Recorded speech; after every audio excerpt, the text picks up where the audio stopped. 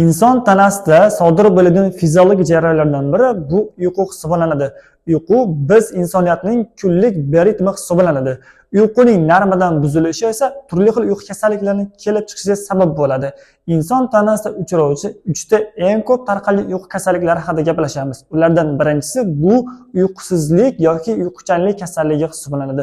Uyqusizlik bu insonning ishlar davomida ko'payib ketishi yoki stresslari yoki bo'lmasam charchoqning yoki qandaydir og'ir kasalliklarning oqibatida yuzaga keladi va bunda u kun davomida uxlamasligiga uchrab qoladi.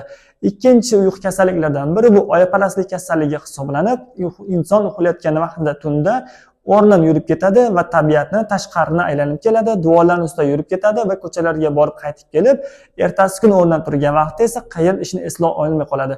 Bunga sabab uning nerv hujayralarida sodir bo'lgan kuchli qo'zg'alishlarning tormozlanishga uchrashi hisoblanadi.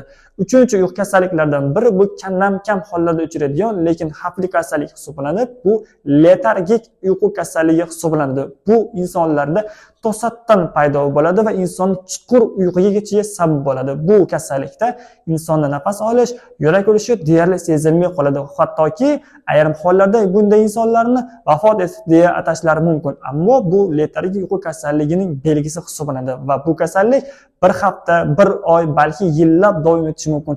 Bu kasallikka inson qanday uchragan bo'lsa, yana xuddi shuni qo'qqisdan tuzalib qolish xususiyatiga ega bo'ladi.